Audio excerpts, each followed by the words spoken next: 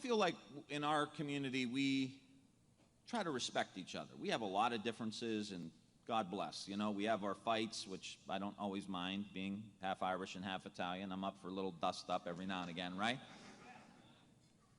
But I want you to all think about, and not you, because you're obviously here because you support President Obama and Vice President Biden and Hillary Clinton. We have got to go out and talk to people in our community about how Donald Trump treats people, okay? Now, I know we've got the whole campaign, and campaigns can manipulate the image of someone and all the rest.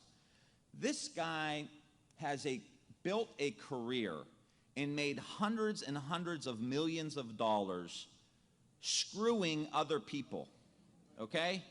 And I hope I didn't offend any of you, because I know none of you young people would ever say something like that. But let me just say, if you look at how he did business in New York and in New Jersey, he would go in there to build a hotel. He would hire a contractor. That contractor would hire our union friends that are operating engineers, plumbers, pipe fitters, painters, laborers. They would hire, and he would get the job done, and he'd sign a contract and say, I'm going to pay you X amount of dollars. And then when the work was done, he'd say, I'll give you 50 cents on the dollar, take it or leave it. Or I'll give you 30 cents on the dollar, take it or leave it. And if you try to fight me, I'm Donald Trump, and I have a lot of money, I'll tie you up in court for years and years and years and years, and then you'll never get paid. Who does that? He has 3,500 lawsuits against him and his company. 3,500, which tells us that's the way he does business, right? That's the way he makes money, and then he saves the money that he promised to give you, or he'll file bankruptcy and take all the money and screw everybody else in the process, and he flies around on a plane and has a boat and a retreat house here and this and there. I'm not impressed, Donald Trump. I am not impressed with someone who made a bunch of money off the backs of working class people. And I will say this. I take pride, like Joe Schiavone does, and our other elected officials here, Capri Cafaro, and others who represent you. We come from you. We're from Youngstown or Niles. We come out of you. You elect us. And we take a lot of pride in going to Columbus or going to Washington, D.C. to represent you, to make sure you don't get screwed. And sometimes we win and sometimes we lose. But we will fight for you every single step of the way.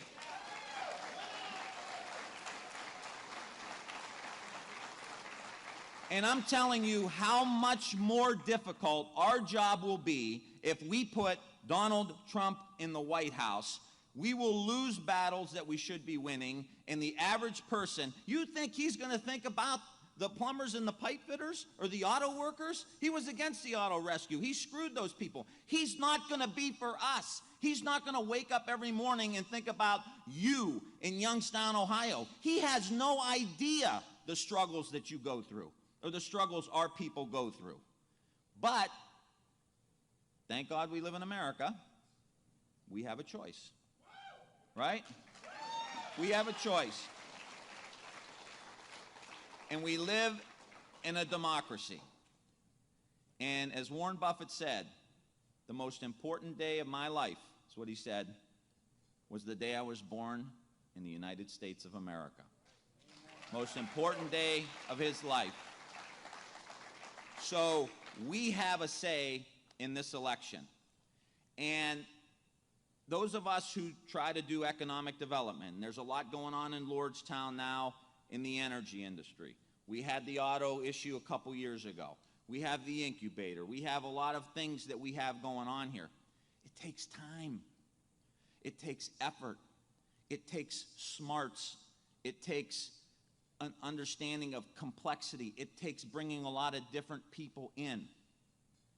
And Hillary Clinton has the capabilities to do that. She has the skills to do that. So let me just put it this way. We played a lot of sports growing up, right? We all have. We watch, we coach, our kids play, whatever the case may be. I hear this a lot. We're angry. People are angry. So I remember playing sports in our community, and you'd lose a game, and you get really angry, right? You get really mad. Now, allegedly, a couple coaches or two in the history of the Mahoning Valley got angry too. And allegedly, one or two of them may have thrown a garbage can in the locker room at halftime. Not that that ever happened to me. Because we were angry, right? But what do you do after the game? First thing you do, and we've all had great coaches, you watch the film. What did we do right? What did we do wrong? Right? Then you try to fix it. And then you watch the film of the other team. What are they doing right? What are they doing wrong? How do we put together a game plan? Because we got a game coming up in a week, right? So we can be angry, but you better have a plan. Because there's 1.3 or 4 billion people in China wanting to compete with these young people down here. 1.2 or 3 billion people in India want to compete directly with these students and our workers. We better have a plan. And Hillary Clinton has a plan to bring manufacturing back, to reduce the squeeze for the middle class, to make sure college is affordable, to make sure that average people can go up the ladder in the United States of America. This is a huge election, my friends. Help us put this thing together and help us put the first woman president of the United States in the White House.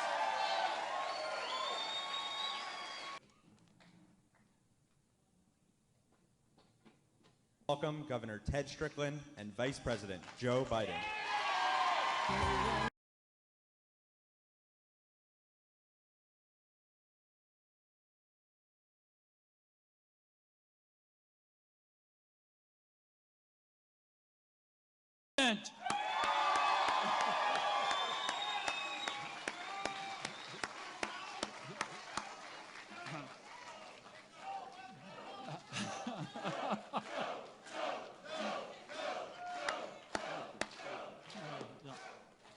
Well, it is wonderful to welcome the Vice President back to Biden country, the Mahoning Valley.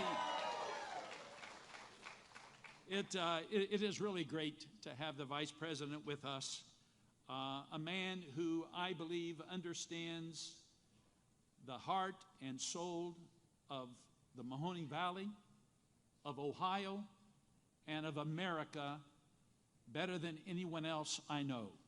This man knows us. He knows Ohio, and he knows America. And we are so pleased and proud to have him here.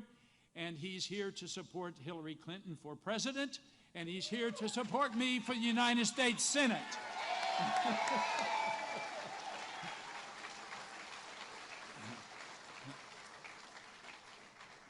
You know, I am running for this Senate seat because I am from working people.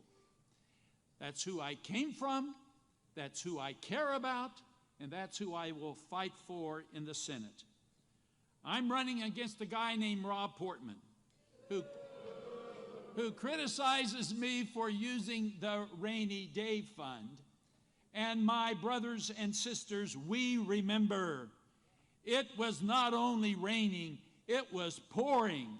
And we were dealing with an economy that was not of our own making, but was the result of Wall Street and decisions that were made by the Bush-Portman administration. And of course I used the rainy day fund because it was raining, and I protected education, and I protected local governments, and I protected firefighters and police officers.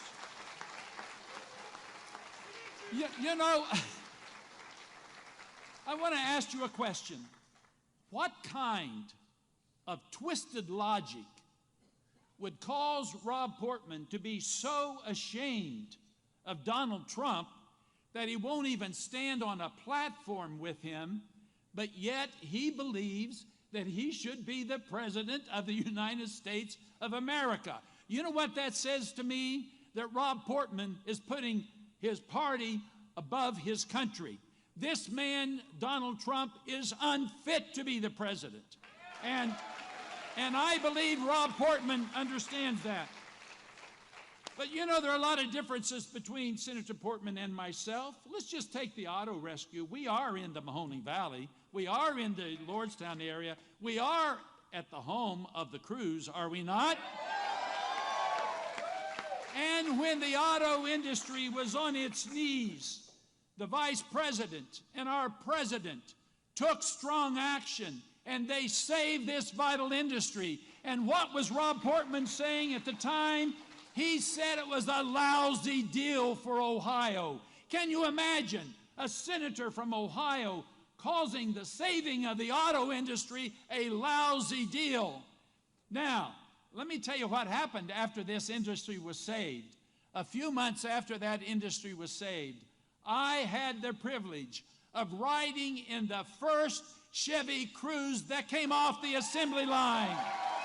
It was a beautiful red one, and my wife went out and bought one just like it. So what about college affordability? A lot of young people here today. Rob Portman voted to cut millions of dollars out of Pell Grants, and he has opposed allowing our students with great debt, Mr. Vice President, he's opposed allowing them to refinance their debt at a lower interest rate. What about equal pay for equal work? How many women do we have in this crowd? Rob Portman has voted 5 times against pay equity for women. He is opposed to Roe v. Wade. He believes that an employer should tell a woman whether or not her insurance should provide her with contraceptive coverage. That's the record with women. What about retirement security? Oh, we love Social Security and Medicare, don't we? We really do. Well, let me tell you, Rob Portman tried to privatize Social Security, and he voted to turn your Medicare into a voucher program. And then there's the Supreme Court. You know, the president's constitutional responsibility, when there is a vacancy on the Supreme Court, to put forth a qualified nominee. And the president has done that. And then the constitutional responsibility of senators are to grant that nominee hearings and a vote.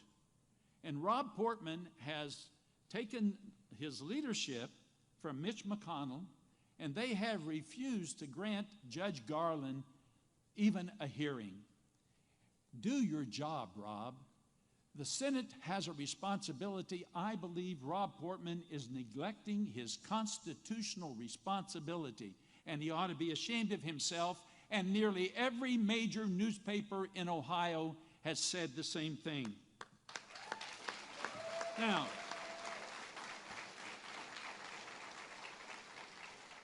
I'm finished talking about myself. Don't talk about me. I want to talk about this wonderful man sitting behind me. Joe Biden. Joe Biden represents the heart and the soul of America. He has spent, we love you, Joe, we do. And we especially love you here in the Mahoning Valley. And we love you because of your values. We love you because of what you have done with your life. We love you because you understand what America is feeling. And too many Americans are feeling left out and left behind. And Joe Biden has the message that America needs to hear. And it is my privilege to introduce to you my friend, our friend, the Vice President of the United States, Joe Biden. Thank you all very much. It's good to be back in the Valley. No, I'm serious. I come from the Lackawanna Valley in northeast Pennsylvania. And we're made of, no, I'm serious, made of the same stuff, man. If you knew where I came from, you'd think you were home. I mean it. Look, folks, I have campaigned over the years for an awful lot of people. There's nobody that I admire more than Ted Strickland. Ted and I have gone all, no, I really mean this. We've gone up and down and across this state. in 2 campaigns. I was in here last campaign, 23 days. They probably wouldn't get the hell out, Joe. But you know,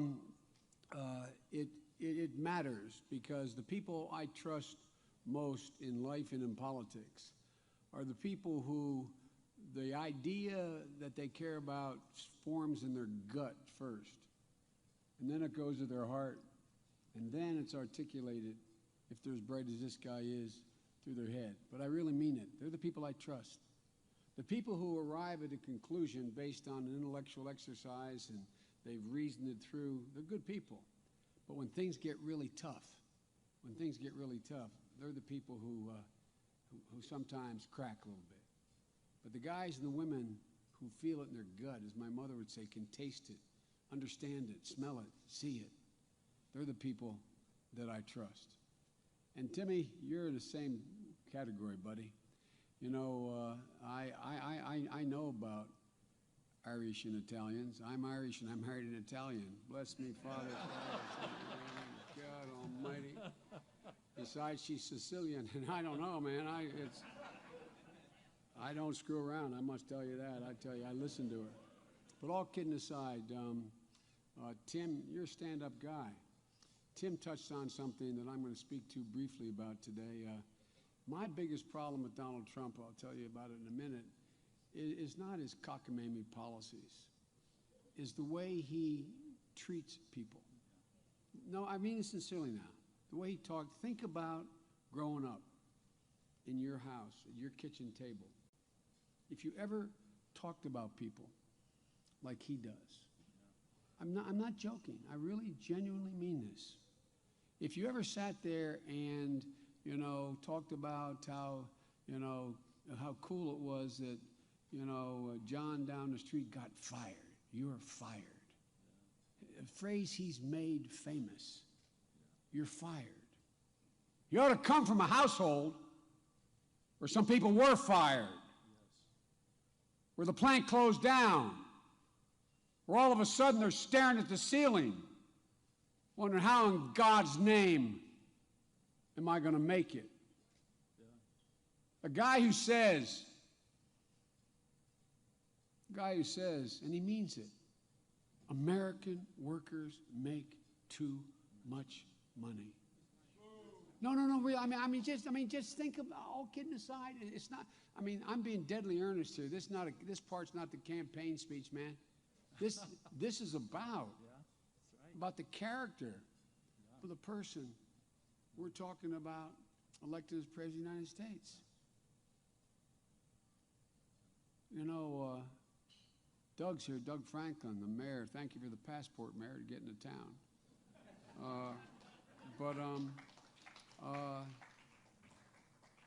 You guys get it. You guys get it. You know, I know Robert and Glenn couldn't be here, but I quite frankly like the fact that Sherry and Glenn Johnson are here. I like vice presidents better than presidents anyway. But all kidding aside, back in 2008 and 2012, I came here to ask for your vote, and I guess I was presumptuous enough to ask for your trust. I stood here and asked you, I said, I promise you, trust us. Trust us. You gave us both. You gave us your vote, but more importantly, you invested your trust in us. And I came back to say, first and foremost, thank you. I know, all kidding aside, I mean this sincerely, from the bottom of my heart. I know I would not be standing here today as vice president. This is not hyperbole. I would not be standing here today without you all, without the American labor movement. I would have never, ever, ever, as a 29-year-old kid, been elected in the corporate state of Delaware, were it not in September, all of a sudden, knowing that I had no chance, the UAW still stood up. The single largest workforce in my state back then in '79 was the UAW. It represented 10% of the entire workforce in my state. There is no UAW left in Delaware anymore. But it represented 10%. And you stood up. You took a chance on a kid. You took a chance on somebody who said, I promise you, I get it. My grandpop used to say, Joey, you're labor from your belt buckle to your shoe sole. And I'm for a simple reason. For a simple reason. I am a student of history. I was raised in a family that was straightforward and honest. And the fact of the matter is, American labor, not figuratively, literally, and you kids, you're not being taught this these days, literally built the middle class in America. There would be no middle class in America. That's not hyperbole. Without organized labor. And Barack and I wouldn't have been elected president and vice president without all of you. And I hope you know I've tried to repay your trust. When Barack and I were sworn in January 20th, 2009, the auto industry wasn't on its heels, it was on its back. There were literally serious discussions among serious people of letting the industry collapse. Not just right-wing guys and the Chamber of Commerce guys, but remember what they were saying about y'all? They were saying American workers were not productive, that y'all were lazy. I mean, try to remember what this really was, man. That you couldn't compete with the Japanese. You couldn't compete with the Germans. We weren't as smart. We weren't as dedicated. We'd become lazy. And it wasn't worth it. President asked, I know I get blamed, but I'm happy now I got blamed for being the SOB at the family picnic, insisting that we bail out, quote unquote, bail out the automobile industry.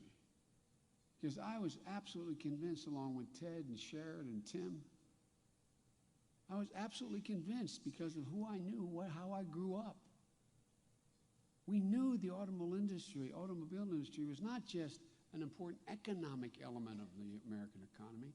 It was the symbol of who we were. Right. What are we known best for in the world? The American automobile industry. We built it for the world, not just for the United States. And we understood how central to the well-being of our economy the automobile industry was. But remember back then what our friends were saying on the other team. And I really mean it, because nothing's changed. There's a reason I'm bothered to remind you of this. It's not like, oh, God, we're tired, Joe, about hearing how we bailed out the industry and it's working, okay? We know that story. But the thing I want you to remember was why I got my brains kicked in, and the president did, by the Wall Street Journal and by the Republicans and by your opponent. That's right. And by the last administration. It was about you weren't capable. You weren't capable of building the best product in the world. You weren't productive. You were overpaid. Remember that argument? How many times did we hear for 8 years about how you're overpaid? How many times did we hear last time around? Well, let them go bankrupt. Let Detroit go bankrupt. Right here in Ohio, as Ted pointed out, his opponent said, this is a lousy deal for Ohio. We had gone down to selling only about 6 million vehicles a year. And remember, go back and look, as my wife is a college professor would say, Google it. Check it out. What was the mainstream center-right press saying? We could never build more than 6 million cars in America. Mainly because you weren't competent. You had lost your desire to work hard. You'd gotten fat and happy. That was the whole story. That's still Trump's story. And guess what? Why bother to invest? But you know who invested most in the recovery of the industry? Everybody forgets this. The UAW. That's right. You all contributed the most. You gave the most at the office, that's right, as they say, to resurrect this industry. You took a hit to get it back on its feet when management had screwed up the whole process. You're not designing the cars. Management designed them. My dad was in the automobile industry. He said, just give me product. I can sell it if you give me product. Well, guess what, guys? The bottom line is these same guys, they haven't changed. It's not about the automobile industry, it's about the American worker still. They don't know you. They didn't know you then, they don't know you now. They didn't know where I come from. Folks, we all come from the same neighborhood, the folk in here. Whether it's Youngtown, Scranton, Toledo, Pittsburgh. And this other guy, he's not a bad guy. He does not he doesn't understand this any more than you understand what it's like to live in a 30,000 square foot penthouse, 80 floors up in New York. You don't understand that. I don't. He doesn't have any idea what it's like to sit at my dad's kitchen table and hear my mom said, honey, we need new tires in the car. And her say, honey, you gotta get 10,000 more miles out. We just don't have it right now. He doesn't understand the conversation that still goes on in the valley. Honey, who's going to tell Mary? She can't go back to college this year. We just, I don't know how to tell her. What do we say to her? Look, folks, what you get, what we get, what the vast majority of the Americans get, is give an American just an even chance. Just give him a chance. No, my dad used to say, I don't expect the government to solve my problem. I just want them to understand my problem. Just give me a chance. Neighborhood where we came from is where your character is etched, where your values are set, where your view of the world and your place in the world is formed. Like you guys. I came from a neighborhood, most of the people, I shouldn't say, I expect like you guys. I came from a neighborhood where most people didn't go to college. Kids all aspired to go to college. All our parents aspired for us to go to college. But we learned our values by watching our mothers and fathers. I learned it by watching my grandpa, listening to the conversations at that kitchen table. My dad had to leave Scranton after World War II in the mid-50s to find work.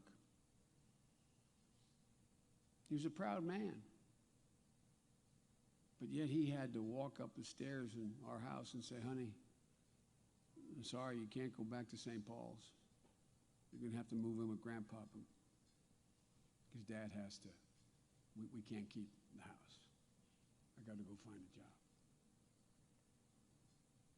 But it's going to be okay.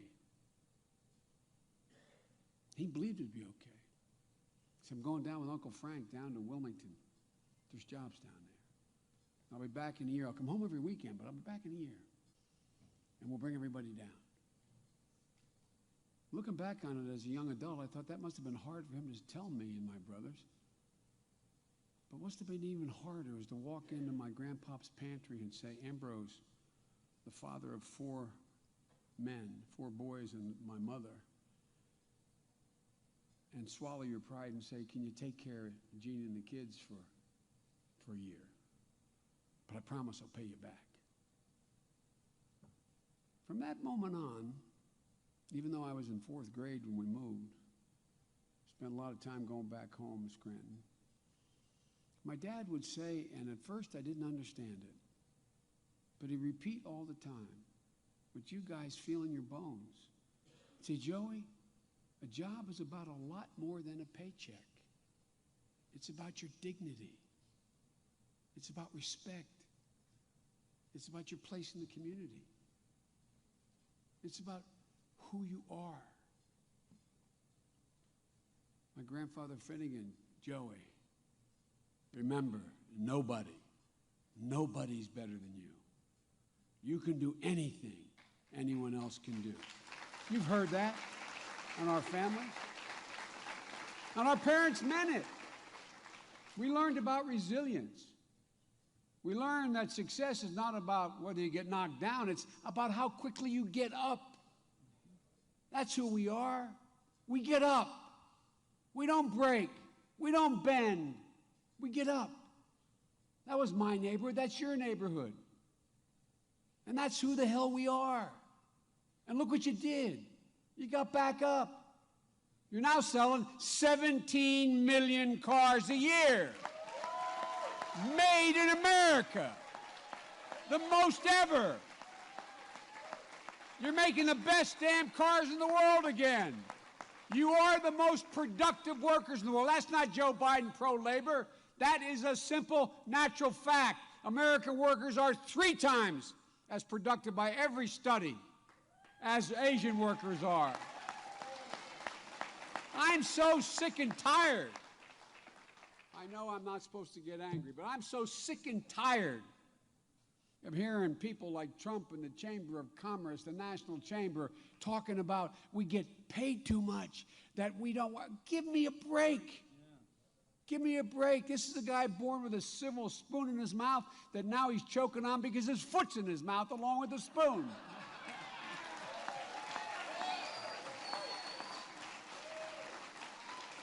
So my message to all you kids, don't make any excuse for where you're from or who you are. Don't make any excuse for our insistence that we get paid a fair wage. That's why I like this guy behind me. And by the way, you know, I know some of you are mad at Hillary. I know some of you look at her and say, let me tell you something, man. She gets it. And she never yields. She does not break. She stands up. You know what I like about them both the most? They know how to spell the word union. U-N-I-O-N. Union.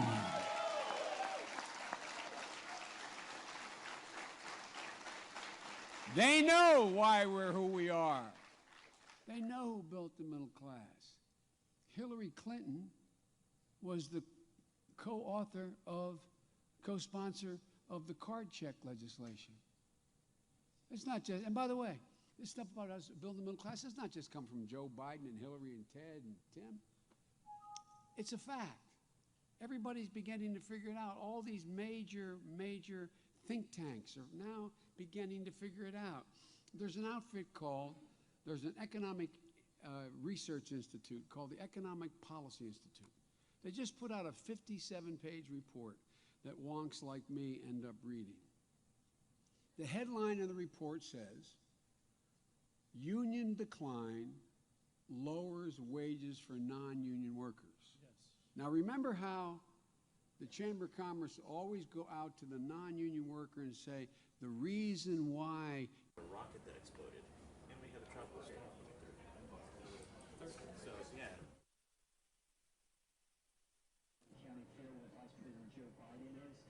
All right, guys, we are getting a live feed from Joe Biden in Ohio at a fair, apparently.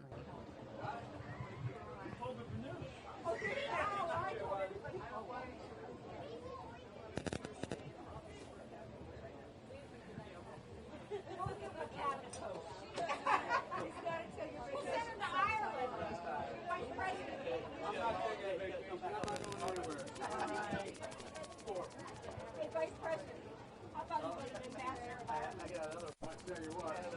You know, I get the Irish echo.